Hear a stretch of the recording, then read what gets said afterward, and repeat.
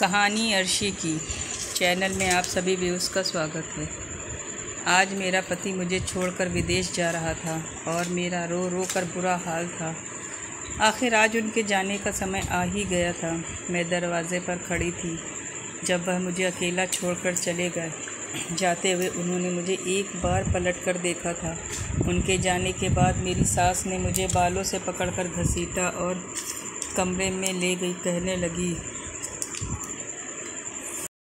क्या पागल हो गई हो जो अपने पति के जाने पर ऐसे फूट फूट कर रो रही हो? पूरे घर में अपशगुन फैला रही हो। चुप करके यहीं बैठो, वरना पता नहीं मेरे बेटे का सफ़र कैसा गुजरेगा। मेरी सास ने मुझे डांट दिया। उसी समय मैं वहीं चुप होकर बैठ गई। शाम को जब मैं उठी तो मेरा दिल बहुत बेचैन था। मेरी सास मुझे घूर कर देख रही थी। सर से पैर तक वह मुझे ऐसे देख रही थी जैसे मुझे किसी ख़ास काम के लिए देख रही हो। फिर मुझे अपने पास बुलाकर बोली, यह लाल दुपट्टा क्यों ओढ़ रही है? यह तो सुहागन की निशानी है और तेरा पति तो विदेश गया है। अब तू यह दुपट्टा उतार और काले रंग की चादर ओढ़ ले। अच्छा नहीं लगता तेरा पति विदेश में है और तू किसके लिए ऐसी सज संवर कर बैठी है? सास की बात सुनकर तो मैं हैरान हो गई, क्योंकि मेरा पति काम से विदेश गया था। भगवान न करे मैं विधवा तो नहीं हुई थी, लेकिन सास की ज़िद के आगे मुझे उनकी बात माननी पड़ी। उसी समय मैं अपने कमरे में गई और मैंने अपनी अलमारी से एक काले रंग की चादर निकाल कर ओढ़ ली। वैसे तो मुझे यह रंग पसंद नहीं था, सिर्फ रवि की ज़िद पर कभी कभी पहन लेती थी, मगर आज अपनी सास के कहने पर मुझे यह रंग हमेशा के लिए पहनना पड़ रहा था। वह चादर ओढ़कर मैं बहुत ज़्यादा उदास हो गई और अपने कमरे में ही लेट गई। तभी मेरी सास ने मुझे आवाज़ लगाई। मैं तो अपने गम में भूल ही गई थी कि मुझे घर की जिम्मेदारी मेरे ऊपर ही है। सारा काम मुझे ही करना पड़ता है। अगले दिन की रात तक मैं बहुत थक चुकी थी। मैंने अपने दिल में सोच लिया था, मैं अब यहाँ नहीं रहूँगी। जब मेरा पति ही यहाँ नहीं है तो मेरा ससुराल में क्या काम। खैर, मैं रात भर इस बारे में सोचती रही और जब सुबह उठी तो मैंने अपना सर पकड़ लिया। मेरी सास पूछने लगी कि तुम्हें क्या हुआ है? मैंने कहा, मेरे सर में दर्द है और बुखार भी है और मेरा दिल बहुत घबरा रहा है। मैं अपने मायके जाना चाहती कि वैसे यह एक बहाना था जिसकी वजह से मुझे अपनी सास से छुटकारा मिल जाता और मैं अपने मायके चली जाती। लेकिन मेरी सास को तो जैसे किसी की फिक्र ही नहीं थी। कहने लगी, मामूली सा तो बुखार है, शाम तक उतर जाएगा और अगर नहीं उतरा तो मैं तुम्हें किसी डॉक्टर के पास ले जाऊंगी। मेरी सास ने मुझे तसल्ली दी, मगर मैंने उनसे कहा कि मुझे मायके जाना है। मैं अपनी माँ से मिलना चाहती हूँ। उनसे मिलकर मेरा दिल का बोझ भी हल्का हो जाएगा। वह हंसकर बोली कि तेरे दिल पर कौन सा बोझ है जो तुझे हल्का करना है। उन्होंने मेरा मजाक उड़ाया। हम भी तो 1 साल तक अपने पति से दूर रहते थे। ऐसा लग रहा था जैसे मैं मुझसे अपने साथ किए गए सलूक का बदला ले रही थी। मैं परेशान खड़ी थी कि उन्होंने मेरा कंधा थपथपाया और मुझसे कहने लगी कि यहाँ पलंग पर आकर बैठ जाओ और यहाँ कहा कि यहाँ से उठना नहीं जब तक मैं वापस ना आऊँ। मैं वहीं बैठी रह गई। मेरी सास कमरे में से एक लाल रंग की बोतल लेकर आ गई और मुझसे कहने लगी, पैर ऊपर करके ठीक से बैठ जाओ। पता नहीं अब ये मेरे साथ क्या करने वाली थी। मैंने दिल में सोचा। मेरी सास ने उस लाल रंग की बोतल से थोड़ा सा तेल अपने हाथ पर निकाला और वह मेरे सर पर लगाने लगी।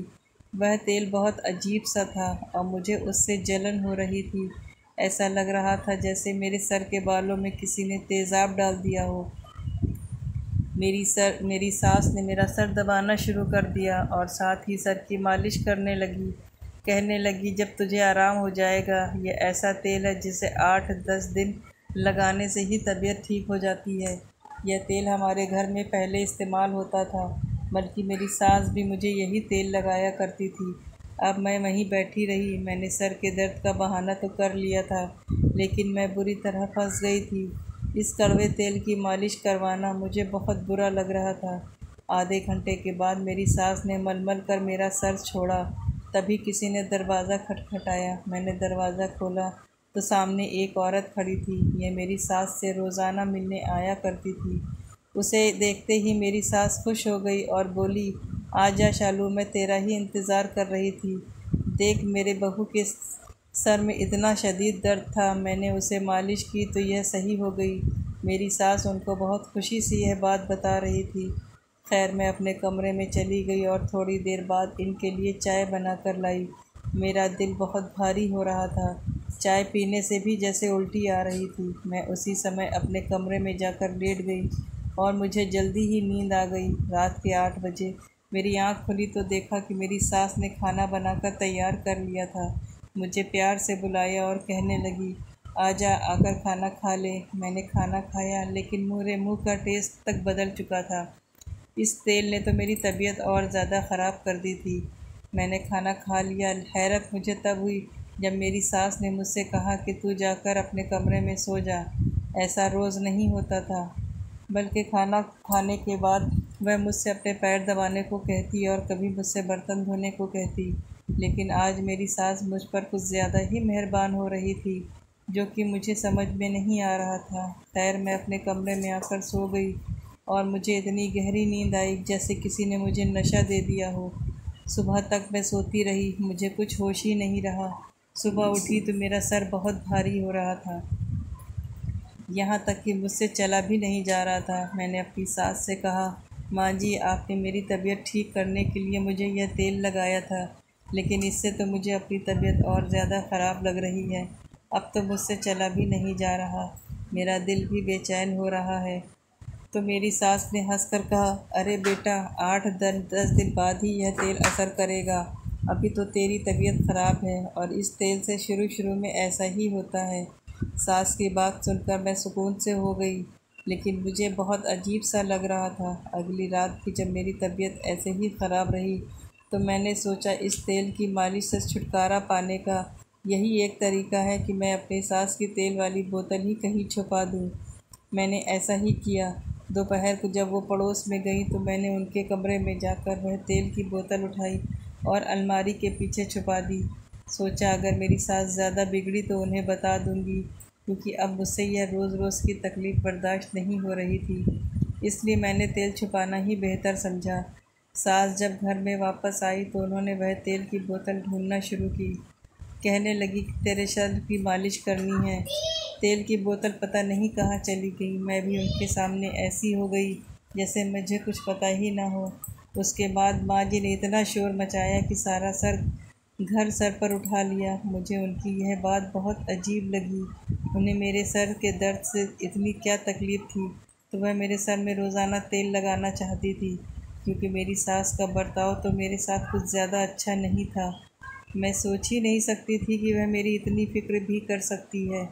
पहले तो मैंने सोचा था कि अलमारी के पीछे से वह तेल की बोतल उन्हें दे दूंगी, लेकिन अब जब मैंने उनको इस तेल के लिए इतना परेशान देखा तो मैंने अपना इरादा बदल दिया, क्योंकि मुझे उन पर शक हो रहा था और तेल लगाने के बाद मुझे सारी रात नींद आती रहती। सुबह उठती तो मेरी तबीयत ख़राब होती और ऐसे इलाज की मुझे कोई ज़रूरत नहीं थी, जिससे मेरी तबीयत ठीक होने के बजाय और ज़्यादा ख़राब हो रही थी। उस रात मैं अपने कमरे में सोने के लिए गई तो सास ने मेरे कमरे का दरवाज़ा बाहर से बंद कर दिया। मुझे ऐसा लगा कि उन्होंने बाहर से ताला लगा दिया हो। मुझे बहुत हैरत हुई। आज मुझे नींद भी नहीं आ रही थी। थोड़ी ही देर हुई थी कि मुझे बाहर से कुछ लोगों की आवाज़ें आने लगीं और यह लोग छुप छुप कर हल्के हल्के कुछ बात कर रहे थे। मैंने अपने कमरे का पंखा बंद कर दिया और उन आवाज़ों को दरवाज़े के पास जाकर गौर से सुनने लगी। कुछ घसीटने की आवाज़ें भी आ रही थीं, जबकि 2-4 आदमी एक साथ खड़े थे। मेरी सास उनसे पता नहीं क्या कह रही थी। पूरे घर में अंधेरा था, मेरे कमरे की लाइट भी बंद थी। मैंने देखा 2 आदमी हमारे घर से छुप कर निकल रहे थे। पहले मैंने सोचा कि मेरी सास का कोई रिश्तेदार होगा, लेकिन मेरे दिल में ख़याल आया, अगर कोई रिश्तेदार होता तो ऐसे चोरी छुपे क्यों मिलने आता। दिन की रोशनी में भी तो मिलने आ सकता था, रात में ही क्यों आया। अब तो मेरी सास पर मेरा शक और भी पक्का हो गया था। सुबह जब मैं उठी तो बहुत फ्रेश फील कर रही थी। मेरी तबीयत थोड़ी सी भी ख़राब नहीं थी। जब मैं कमरे से बाहर आई तो मेरी सास ने मुझे देखा और कहने लगी कि रात को नींद ठीक से आई थी। मैंने उसे कहा, जी मैं सो गई थी। वह कहने लगी कि मैं जानती हूँ कि तेरी तबीयत अब भी ख़राब है, मैं आज ही तुझे शालू की माँ के पास लेकर चलूँगी। तुम तो जानती हो कि वह कितनी माहिर है, उससे बहुत औरतें दवाएं लेने आती हैं। चाहे कोई भी बीमारी हो, वह हर मर्ज़ की दवा देती है। मेरी सास ने मुझे समझाया, लेकिन मैं जानती थी शालू आंटी की माँ एक पाखंडी औरत के अलावा और कुछ नहीं है, इसलिए मेरा उनके पास जाने का बिल्कुल इरादा नहीं था। मैंने अपनी सास से कहा कि माँ, मैं अब बिल्कुल ठीक हूँ, कोई ज़रूरत नहीं है वो कड़वा तेल लाने की। मैंने मुंह बनाते हुए कहा। वो कहने लगी, अरे तुझे क्या पता तेरी तबीयत ठीक है या नहीं। आज ही मैं तुझे लेकर जाऊँगी और तेरा इलाज करवाऊँगी। तू फिक्र मत कर, शाम को तैयार रहना। अपनी सास की बात सुनकर मैं अपना सर पकड़कर बैठ गई और कहने लगी, मुझे कोई इलाज नहीं करवाना, मैं बिल्कुल ठीक हूँ। आप मेरा पीछा छोड़ दें। मुझे उन पर गुस्सा आ गया था। वह मुझसे कहने लगी, मेरे सामने ज़्यादा ज़बान चलाने की ज़रूरत नहीं है, वरना मैं तेरी शिकायत तेरे पति से विदेश में कर दूँगी कि तू मेरी कोई बात नहीं मानती। बस मेरी यही एक कमज़ोरी थी जिसका फ़ायदा मेरी सास उठा रही थी। अब शाम को मैं तैयार हो गई और मेरी सास भी मुझे ले जाने के लिए पूरी तैयार थी। हम शालू की माँ नीलू आंटी के पास पहुँच गए। नीलू आंटी बहुत ज़्यादा मशहूर थी, लेकिन सच तो यह है कि मुझे उनकी दवाओं पर बिल्कुल भी यकीन नहीं था। वह बहुत अजीब अजीब हरकतें करती थी। सास ने उनको मेरी तबीयत के बारे में बताया और कहने लगी, तुम मुझे वही तेल दो जो तुमने पिछली बार दिया था। सास की बात सुनकर वह थोड़ी देर खामोश रही, फिर एक लड़की को आवाज़ दी और उससे वह तेल की शीशी लाने को कहा। वह लड़की तेल की शीशी लेकर आई और उसने मेरी सास को दे दी। मेरी सास ने उसका शुक्रिया अदा किया और फिर मुझे लेकर घर वापस आ गई। इस तेल को लाने के बाद मेरी सास बहुत खुश लग रही थी। ऐसा लग रहा था जैसे उन्हें कम खजाने का मिल गया हो। मुझे यह सब देखकर बहुत ज़्यादा बुरा लग रहा था, लेकिन मैंने भी अपने दिल में ठान ली थी कि कुछ भी हो जाए, अपनी से सास को यह तेल अपने सर पर नहीं लगाने दूंगी। मेरे दिमाग में एक आइडिया आया और मैंने वही किया। मैंने उसी जैसी शीशी ली और उसमें सरसों का तेल लिया और उसमें लाल रंग मिला दिया। जो तेल मेरी सास लाई थी वह मैंने पेड़ों में फेंक दिया। मेरी सास को ज़रा भी इस बात का एहसास नहीं हुआ कि मैंने वह तेल की बोतल बदल दी है। रात को रोज़ की तरह मेरी सास ने अपने पास बुलाया और मेरे सर की मालिश करने लगी। जब मालिश अच्छे से हो गई तो मुझसे कहने लगी, जा अपने कमरे में जाकर सो जा, 8 दिन में तेरी तबीयत ठीक हो जाएगी। जबकि मुझे तो कोई बीमारी ही नहीं थी। खैर, मैं अपने कमरे में आ गई, लेकिन मुझे नींद नहीं आ रही थी। मेरी तबीयत अब बिल्कुल ठीक थी, मुझे थकावट भी नहीं हो रही थी, जबकि उस तेल की मालिश के बाद मेरा सर भारी हो जाता था। मैं अपने बिस्तर पर जाकर लेट गई। थोड़ी देर बाद मुझे वही आवाज़ें आने लगी। आज मेरे कमरे का दरवाज़ा अंदर से बंद था, क्योंकि मेरी सास को लग रहा था कि मैं सो गई होंगी, इसलिए उन्होंने मेरे कमरे का दरवाज़ा बाहर से बंद नहीं किया था। वो आवाज़ें मुझे ज़्यादा आने लगीं तो मैं अपने कमरे के बाहर आई। देखा तो यह आवाज़ें मेरे सास के कमरे से आ रही थीं। मैं अपनी सास के कमरे की तरफ गई तो मुझे देखकर बहुत ज़्यादा हैरत हुई कि 3 लड़के मेरी सास के कमरे में बैठे थे और वह उन्हें मेरे जहेज़ का सामान दे रही थी। उन लड़कों ने अपने चेहरे नकाब से ढक रखे थे। तभी मेरी सब कुछ समझ में आ गया कि यह मेरे जहेज़ का सामान।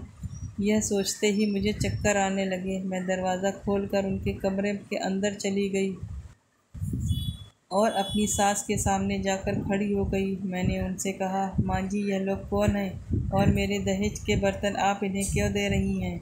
मुझे देखकर मेरी सास का चेहरे का रंग उड़ गया और कहने लगी, तू यहाँ कैसे आई? मैंने तो तुझसे कहा था कि अपने कमरे में जाकर सो जा। वह अपनी गलती छुपाने के लिए उल्टा मुझे डांट रही थी। मैंने उनसे कहा कि मैं सो नहीं सकती। जो मैंने आपसे पूछा है मुझे उसका जवाब दो। कहने लगी कि तू कौन होती है मुझसे पूछने वाली? वह उल्टा मुझ पर ही गुस्सा करने लगी। मैं जो चाहे करूँ, यह मेरा घर है। तू मुझे मत बता कि मुझे क्या करना है और क्या नहीं। वह मुझ पर चिल्लाने लगी। यह देखकर वह लड़के जल्दी से घर से भाग गए, लेकिन मेरे दिमाग में यह बात बैठ चुकी थी। मैं भला कैसे अपने सास को छोड़ सकती थी। बहस करते करते उन्होंने हार मान ली और कहने लगी कि मैं तेरे जहेज़ का सामान अपनी बेटी के घर पहुंचा रही थी। उसके घर मेहमान आ रहे हैं, थोड़े ही दिन की तो बात है, सामान वापस आ जाएगा, लेकिन तू तो अपने दहेज को हाथ भी लगाने नहीं देती। इसीलिए मैं तेरे सोने के बाद यह काम कर रही थी। सास की बात सुनकर मुझे बहुत गुस्सा आया, जबकि ऐसी कोई बात नहीं थी, क्योंकि मैं कभी भी उनको कोई सामान लेने से मना नहीं करती थी। फिर पता नहीं क्यों उन्होंने मुझसे यह बात छुपाने की कोशिश की। जब मेरी और उनकी लड़ाई बढ़ गई तो मुझे धमकी देने लगी कि मैं तुझसे बदला लेकर रहूँगी। तूने मेरे बेटे का घर बर्बाद कर दिया है। मैं अभी उसे फ़ोन करती हूँ और उसे बताऊँगी कि रात को तुझसे लड़के मिलने आते हैं। मैं उनकी यह बात समझ गई थी कि वह मुझे धमकी क्यों दे रही हैं और मुझसे क्या चाहती हैं। वह चाहती थी कि मैं उनकी यह बात आगे मजबूर हो जाती हूँ, लेकिन कब तक वह मुझे इसी बात को लेकर ब्लैकमेल करती रहती। आखिर कब तक वह मुझे मेरे पति के नाम पर की धमकी देकर मुझसे अपनी हर बात मनवाती रहेंगी। यह सोचकर मैंने दिल दिल में डर सा आ गया, लेकिन मैं अब ऐसा नहीं होने दे सकती थी। उस दिन मैं भी उनके सामने खड़ी हो गई। मैंने उनसे कहा, आप फ़ोन करें, जिसको आपका दिल करे आप उसे फ़ोन करें। मैं अपने दहेज की कोई भी चीज़ यहाँ से आपको लेकर जाने नहीं दूंगी। मेरी बात सुनकर मेरी सास को गुस्सा आ गया और उन्होंने मुझे धक्का दे दिया। मैं जाकर दरवाजे के आगे गिर गई और मेरे स्वर में चोट लग गई। वो गुस्से से लाल पीली होकर बाहर चली गई और मैं अपना सर पकड़कर वहीं बैठ गई। अब न जाने क्या होने वाला था। उनका गुस्सा कोई तो तूफान लाने वाला था। फिर उन्होंने ऐसा ही किया। विदेश में मेरे पति को फ़ोन किया। मैं भी उनके पास ही खड़ी थी। वह मेरे बारे में ऐसी ऐसी गलत बातें कर रही थी, मैं सोच भी नहीं सकती थी। उनकी बातों में इतना जहर भरा था कि मेरे पति भी मजबूर हो गए। मैं अपने पति से बात करना चाहती थी और अपनी बात उनके सामने रखना चाहती थी, मगर मेरी सास ने मुझे फ़ोन को हाथ तक लगाने नहीं दिया। मेरा दिल चाह रहा था मैं अपनी सास को जान से मार दूं, लेकिन मैं उस समय कुछ नहीं कर सकती थी। मेरे पति ने भी मुझसे कह दिया कि तुम्हें मेरी माँ के मामले में बोलने की क्या ज़रूरत है। तुम अपने काम से काम क्यों नहीं रखती। मैं तुम्हें कल सही से बात करूँगा। मेरा दिल कांप कर रह गया। मेरे पति बहुत गुस्से में थे। जाहिर है उनकी माँ ने उन मेरे बारे में जो जो बातें कही थी, वह कोई भी इज़्ज़तदार आदमी अपनी पत्नी के लिए बर्दाश्त नहीं कर सकता था, लेकिन मैं तो ऐसा कुछ सोच भी नहीं सकती थी। अगले दिन उन्होंने मुझसे फ़ोन पर बात की। मैं सोच रही थी कि वे मुझसे पूछेंगे कि आखिर क्या बात है, मगर उन्होंने रात भर सोचने के बाद यही फ़ैसला सुनाया कि उनके विदेश जाने के बाद मैं बिगड़ गई हूँ और उनके पीठ पीछे गुल गुल खिला रही हूँ। उनकी इस बात ने तो मेरा दिल ही तोड़ दिया। मैं फूट फूट कर रोने लगी। मैं सोच भी नहीं सकती थी मेरे पति मेरे साथ ऐसा सलूक करेंगे। वह सिर्फ अपनी माँ की बात सुनेंगे और मुझसे कुछ नहीं पूछेंगे। उन्होंने एक बार भी मुझे अपनी सफाई का मौका नहीं दिया। मुझे डिवोर्स दे दी। मैं रोती पीटती अपने मायके आ गई। इन सब में मेरा कोई कसूर नहीं था, लेकिन मेरे माँ बाप मुझे देखकर बहुत परेशान हुए। मैंने अपनी परेशानी की वजह परवाह नहीं की, बल्कि अपने माता पिता का साथ दिया। उन्होंने इस बार भी जहाँ मेरा रिश्ता तय किया, मैंने खामोशी से वहीं शादी कर ली। अपने माँ बाप का फ़ैसला मानने का मुझे यह सिला मिला कि शादी एक बहुत ही अच्छे इंसान से हो गई, जिसे काम करने के लिए विदेश भी नहीं जाना पड़ता था। मैं अपने पति के साथ बहुत ज़्यादा खुश थी। वह भी मुझसे बहुत मोहब्बत करते थे और मेरी बहुत इज़्ज़त करते थे। मुझे लग रहा था अब मेरी ज़िंदगी खुशी खुशी कटेगी। एक दिन मुझे अपने मोहल्ले की एक औरत मिली। बातों बातों में वह मेरी सास के बारे में बातें करने लगी। मैंने पूछा कि वह कैसी हैं। उनकी हालत पर वह वो अफसोस करने लगी और कहने लगी कि उनकी हालत तो बहुत ज़्यादा ख़राब है। मैंने कहा, क्यों, उन्हें क्या हुआ? तो उन्होंने बताया कि तुम्हारी सास को तो तुम पर जुल्म करने की आदत थी, लेकिन जब उनके बेटे ने दूसरी शादी की तब वह बहुत ज़्यादा खुश थी, क्योंकि राधा एक बहुत ज़्यादा अमीर घर की लड़की थी और वह बहुत सारा दहेज लेकर आई थी। लेकिन उस लड़की ने आते ही तुम्हारी सास को सीधा कर दिया। राधा अपनी सास की कोई भी बात नहीं मानती थी और अपने पति के सामने ऐसी ऐसी बातें करती कि वह बुढ़िया कुछ भी नहीं कर सकती थी। जाहिर है वह लड़की बहुत ज़्यादा खूबसूरत और अमीर थी, इसलिए उसका रौब तुम्हारी सास पर बहुत ज़्यादा था।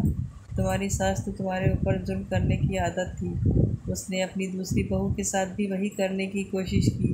लेकिन उसने एक रात अंधेरे में उनको रंगे हाथ पकड़ लिया, क्योंकि तुम्हारी सास को चोरी करने की आदत थी। पता नहीं उसे यह आदत कहाँ से लग गई। हालांकि भगवान का दिया हुआ घर में सब कुछ था, लेकिन शायद उसको चोरी करने का शौक़ लग चुका था। अपनी बेटियों को अपनी बहुओं की चीज़ें देना उसे अच्छा लगता था। अपने बड़े बेटे की बीवी के साथ भी उसने यही हाल किया था। अब तो उसकी इतनी बुरी हालत है कि उसकी बहू राधा का दिल करे तो उसे खाना देती है, वरना वह उसे खाना नहीं देती। वैसे उसको यही सज़ा मिलनी चाहिए थी। उसने तुम्हारे साथ बहुत बुरा किया। उसने अपनी पहली बहू के साथ भी ऐसा ही किया था। मैं अपनी सास के बारे में जानकर खुश तो नहीं हुई थी, क्योंकि किसी को तकलीफ़ में देखकर खुश होना अच्छी बात नहीं है। सच तो यह है कि इंसान को अपने किए की सज़ा इसी दुनिया में मिलकर रहती है। भगवान सबको उसके किए की सज़ा ज़रूर देता है। दोस्तों, उम्मीद करती हूँ आपको हमारी कहानी पसंद आई होगी। कहानी पसंद आई हो तो वीडियो को लाइक करें और चैनल पर नए हैं तो चैनल सब्सक्राइब